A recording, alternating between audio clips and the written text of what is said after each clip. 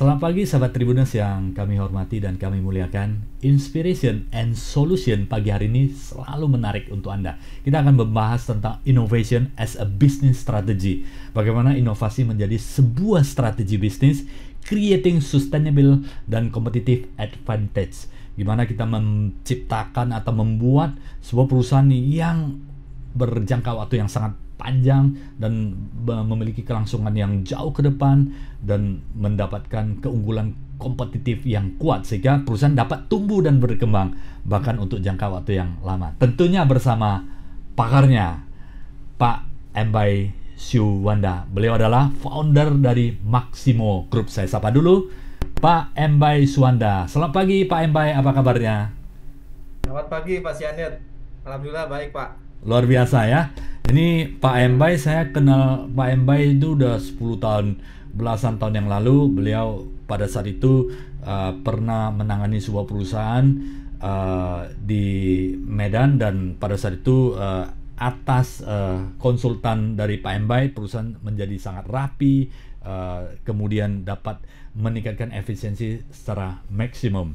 Nah Pak Embai, tidak terasa ya, puluhan tahun kita sudah komunikasi, dan hari ini bisa undang Bapak di Studio Tribun untuk sharing kepada kita semua bagaimana pentingnya innovation as a business strategy.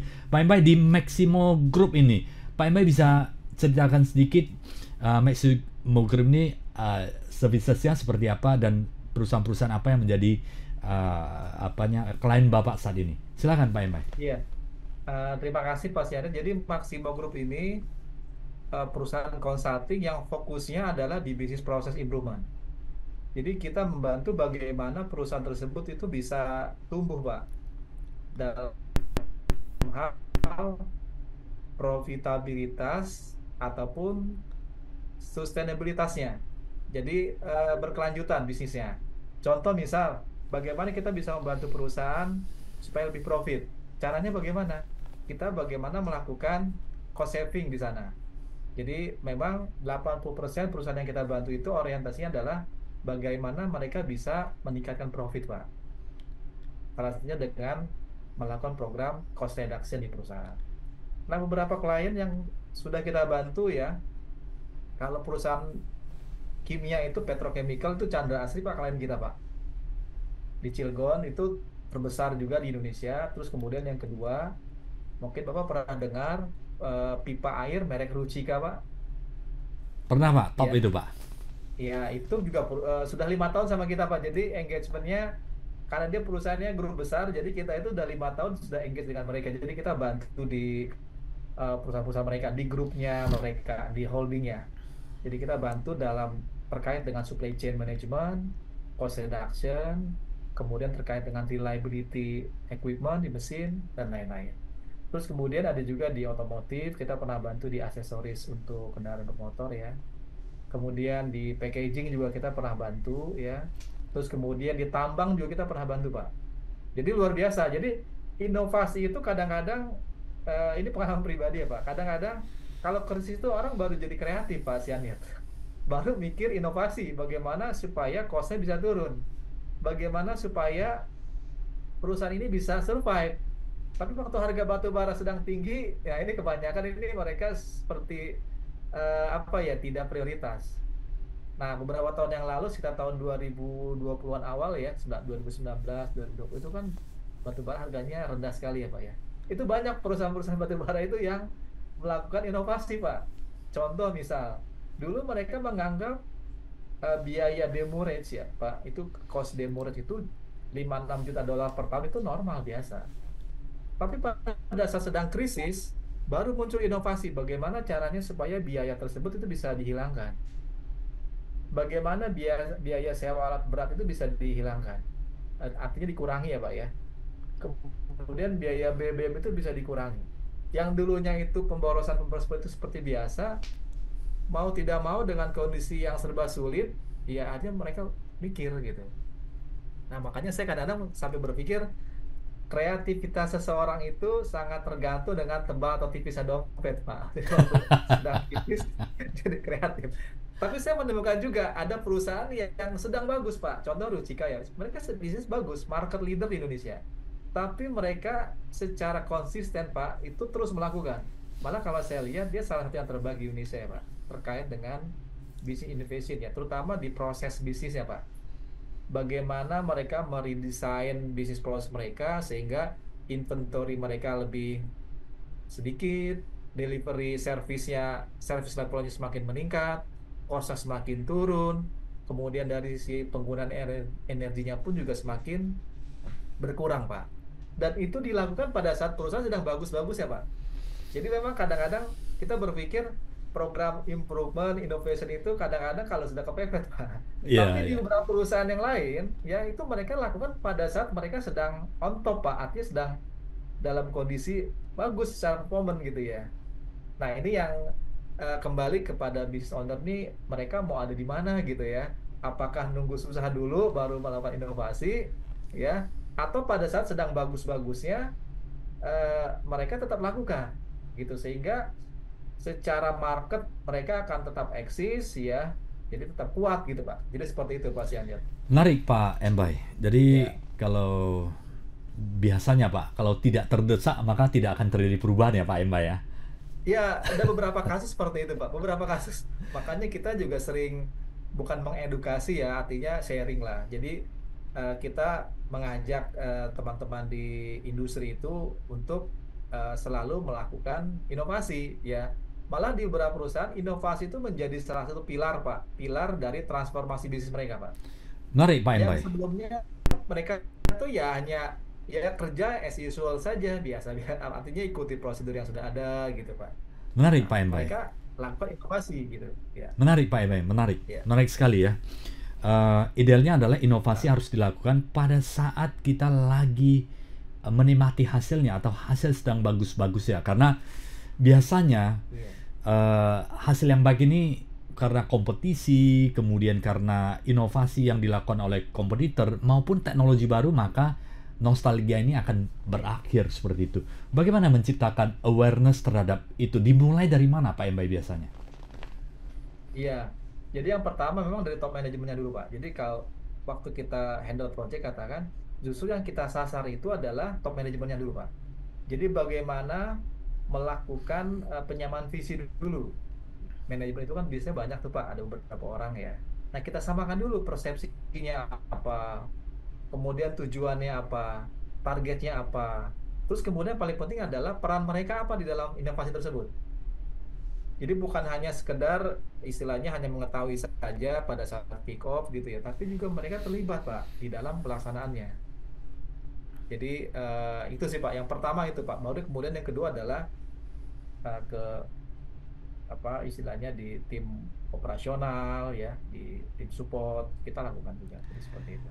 Pak Embai, kalau kita cerita inovasi, Ya, inovasi apa yang perlu dilakukan oleh ya, organisasi? Kalau organisasi pilar kan biasanya beberapa pilar kan, pilar proses produksi operasional, kemudian hmm, pilar sumber daya manusia, ada pilar sales and marketing dan keuangan. Itu ya, empat pilar yang normali banyak menjadi menjadi ya, apa ya, sebuah konsentrasi dari sebuah perusahaan atau sebuah grup perusahaan. Inovasi apa yang ya. seperti target-target atau KPI-nya lah Pak, yang dikatakan perusahaan yang memiliki inovasi, KPI-nya seperti apa Pak? Iya, jadi gini Pak. Jadi sebetulnya inovasi itu dilakukan di semua function Pak, di seluruh fungsi yang ada di organisasi.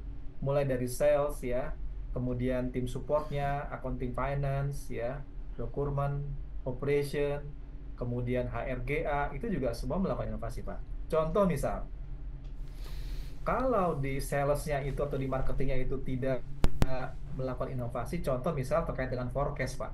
Ya, misal forecast meleset atau deviasinya sekitar 40%, 50%. Ini habis, Pak. Artinya apa? Ada potensi, ya. Pertama adalah terkait dengan bahan baku, Pak. Ada kemungkinan bahan baku yang dibeli ini nggak sesuai, artinya akan muncul jadi slow moving atau dead stock. Terus yang kedua, ya, delivery. Potensinya juga problem. Kenapa? Karena yang diperkirakan order itu tidak terjadi, Pak. Akhirnya order yang lain gitu.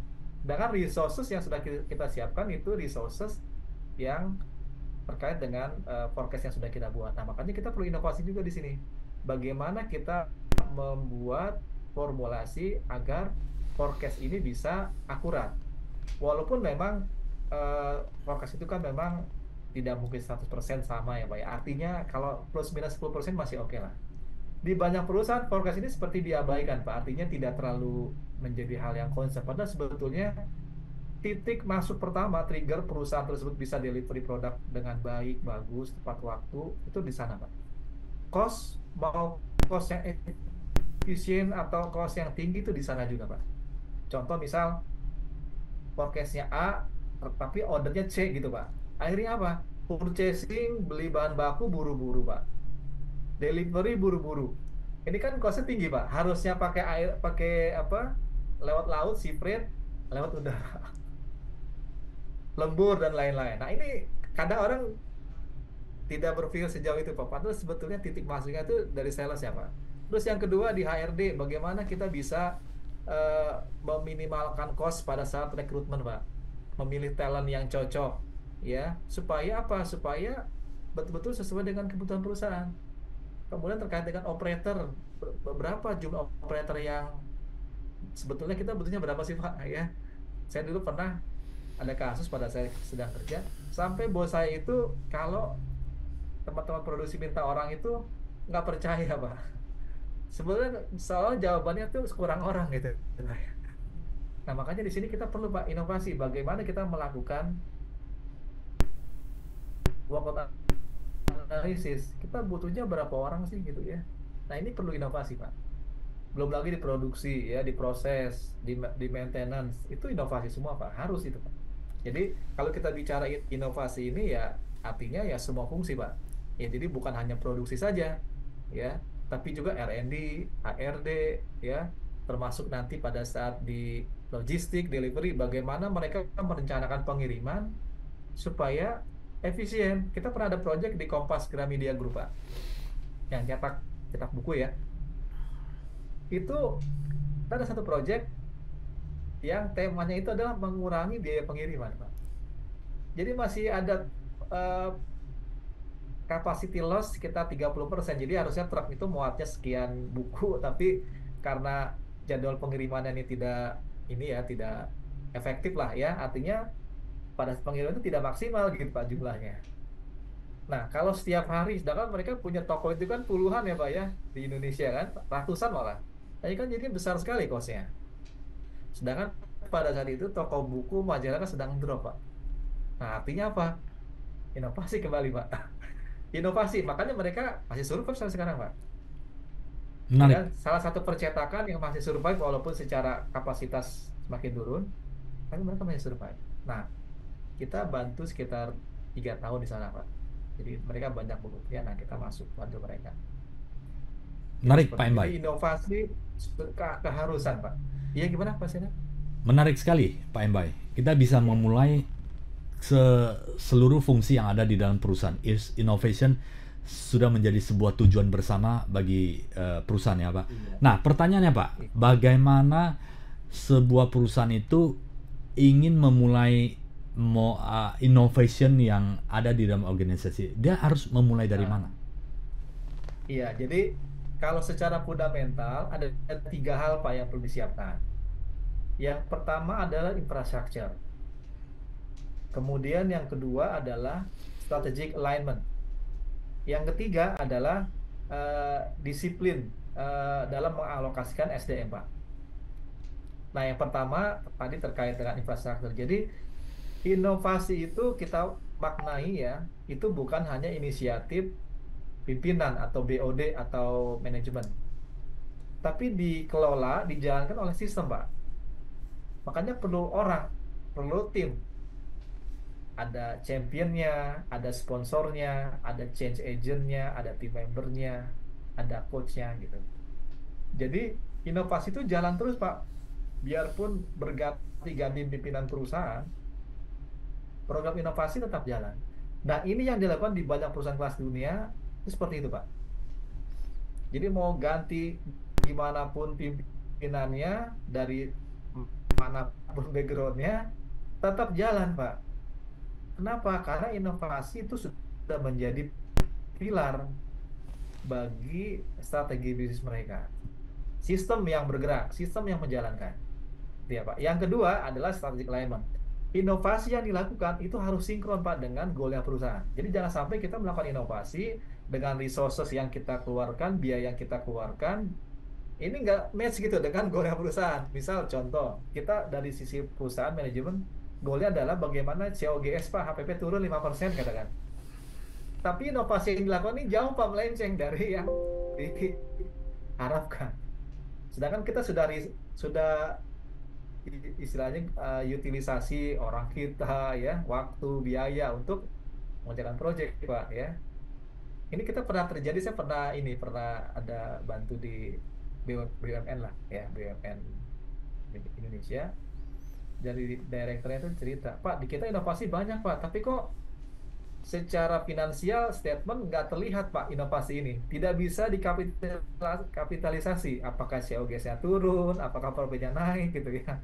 Nah, setelah saya pelajari ya, oh iya, Pak, karena sewaktu Bapak melakukan pemilihan tema ini tidak melakukan static alignment. Bapak maunya apa, sedangkan proyek yang dilakukan apa gitu. Makanya penting, Pak, di sini pada saat kita melakukan strategic alignment, kita mesti melibatkan tim accounting finance, Pak.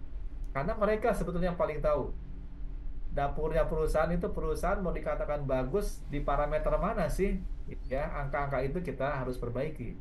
Apakah terkait dengan material cost, labor cost, overtime, ya, overhead, listrik. Nah, itu mereka yang tahu itu. Makanya kita perlu menggandeng mereka, Pak. Dari awal, Pak Sianir. Jadi dari saat penentuan tema, kita libatkan mereka. Nah, kemudian yang berikutnya adalah pada saat monitoring, kita libatkan juga. Jadi jangan sampai kalau ada satu perusahaan nanti dari tim inovasi ini declare, wah saya saving 10 miliar. Itu angkanya dari mereka, jangan, Pak. Angka yang mendeklar adalah dari accounting finance, Pak. Jadi sudah valid gitu, Pak. Kalau kita dari operation kan memang bukan otoritinya ya, Pak ya. Ada kemungkinan salah itu. Tapi kalau orang finance accounting yang menghitung, yang mendeklar, saya meyakini 99% sudah benar, Pak. Karena kecenderungannya kalau orang accounting finance lebih hati-hati pasiennya. Bagaimana Lebih bagaimana prudent. alignment, Pak, terjadi Iya, antara alignment accounting finance dengan operational dengan marketing? Kan ketiga fungsi ini ah, berbeda. Finance lebih kepada betul. cash flow, margin, kemudian setiap rupiah yang terefisiensi itu akan menjadi profit atau asetnya perusahaan, Iya, aktivalan perusahaan. Sedangkan di proses produksi, innovation, development, new product development, efisiensi dan sebagainya. New product development itu adalah cost. Marketing, branding adalah cost. Sometimes ini ada bertolak pemikirannya tersebut. Bagaimana iya. alignment ini, Pak? Jadi gini, Pak.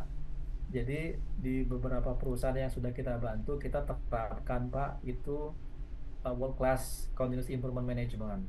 Nah, salah satunya tahapannya adalah kita melakukan strategic deployment workshop, Pak, setiap tahun.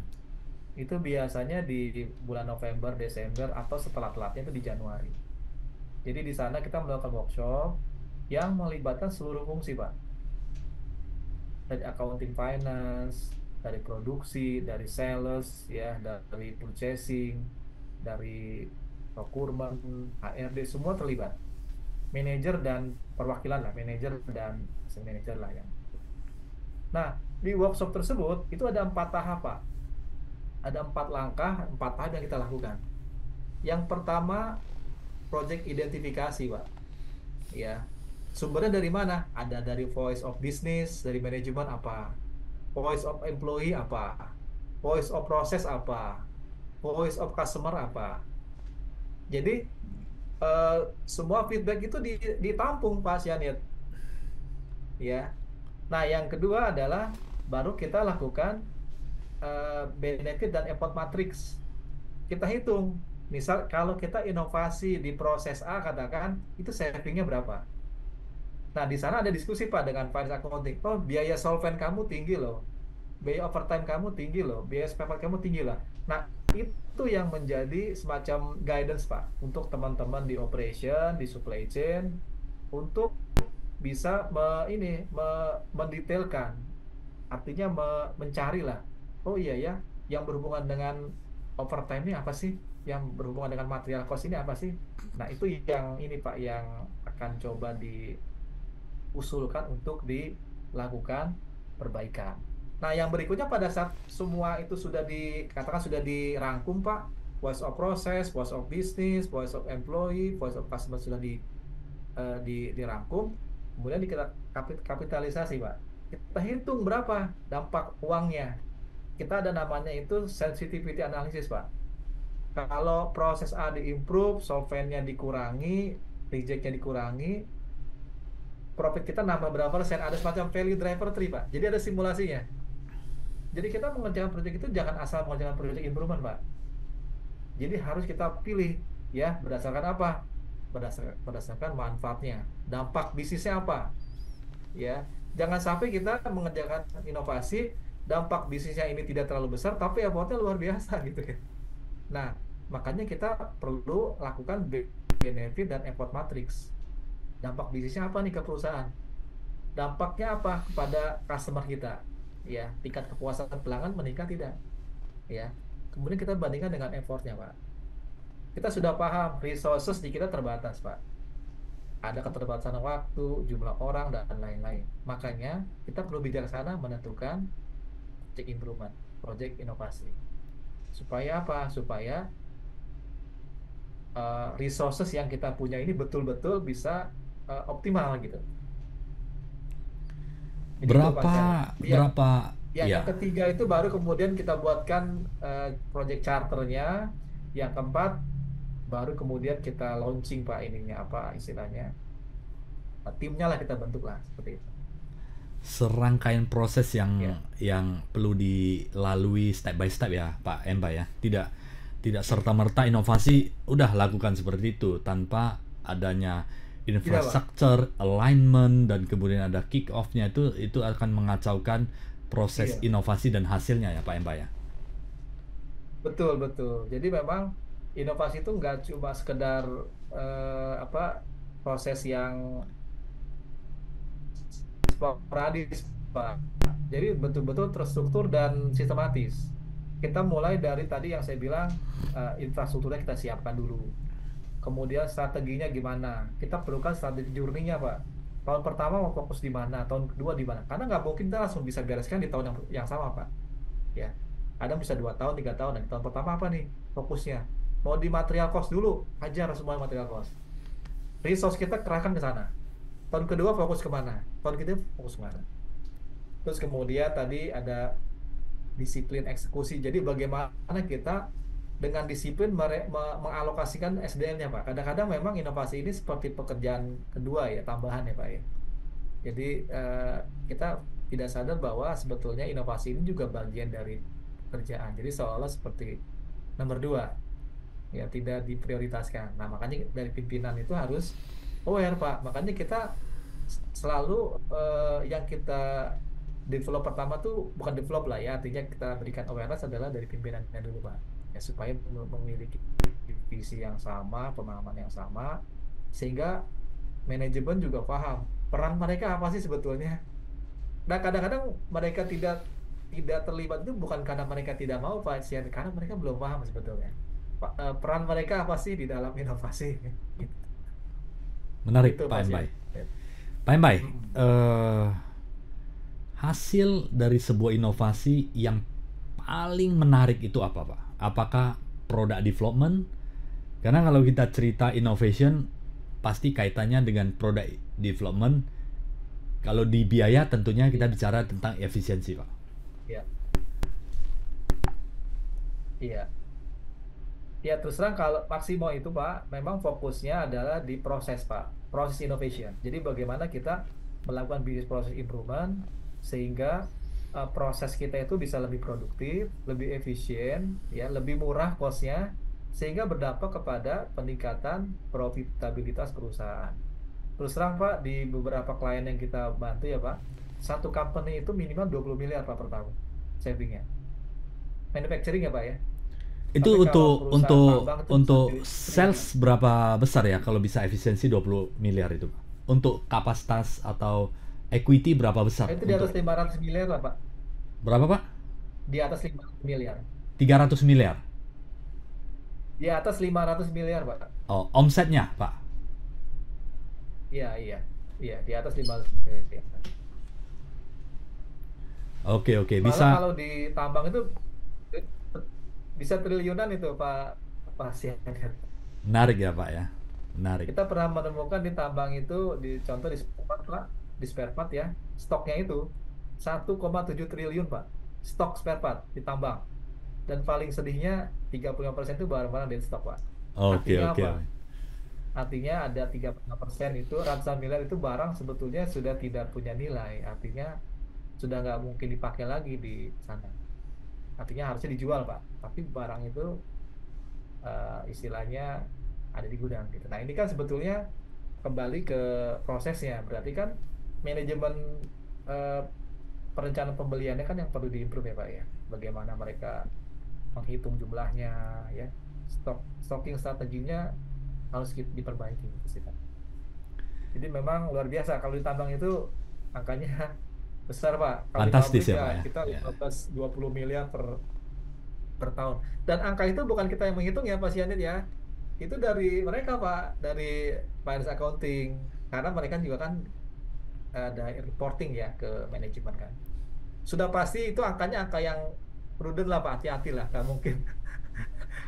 Kalau yang kita ngerjain mungkin, wah saya 20-30 miliar, tapi kalau accounting itu nggak 30 Pak, cuma 20 gitu. Karena pasti dikurang-kurangin. Menarik ya, menarik ya. Menarik Ya, Pak. jadi kita temanya tuh terus terang 3-4 tahun terakhir ini banyaknya tuh lebih ke cost reduction, Pak. Ya, termasuk pada saat COVID ya, kita ada pernah bantu juga perusahaan restoran cepat saji itu. Dari 20 cabang mereka, 18 rugi, Pak. Hanya dua yang profit. Nah, ini bagaimana supaya survive, Pak? Ya, tapi alhamdulillah sekarang mereka tambah banyak ininya, apa, cabangnya udah makin bagus ya. Artinya program yang dulu kita jalankan ini berhasil gitu. Ini brand besar juga ya di apa istilahnya franchise-nya itu dipegang oleh salah satu konglomerasi besar juga di Indonesia. Itu sih, Pak. Menarik Pak Embai.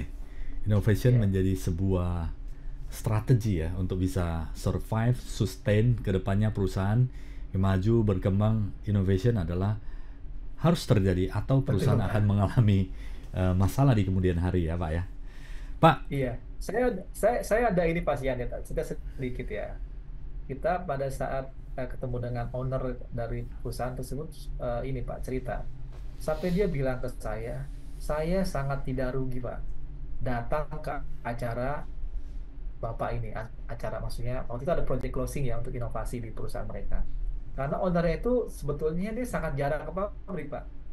Setahun sekali pun belum tentu gitu.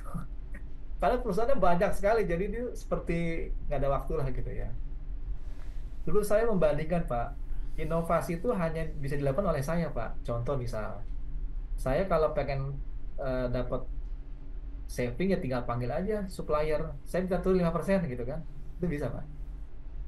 Tapi sekarang saya bisa lihat sendiri supervisor saya, manajer saya bisa melakukan cost reduction itu puluhan miliar Pak setahun dengan metodologi yang saya juga eh, mereka juga kagum gitu Pak. Ini terstruktur sekali gitu.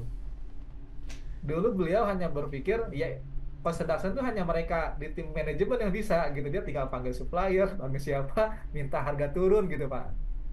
Tapi saya melihat dengan metodologi yang diberikan ke tim mereka itu ya ke karyawan mereka, nah perusahaan ini bisa gitu sampai menghasilkan saving waktu itu sekitar per tahun Pak 70 miliar Pak. top Pak, top. Luar biasa Pak Iya, Embai. Menarik. Baik Pak Embai, tidak iya, terasa ya introduction yang menarik tentang innovation as a business strategy. Namun hari ini adalah mungkin hanya secara gambaran besar ya.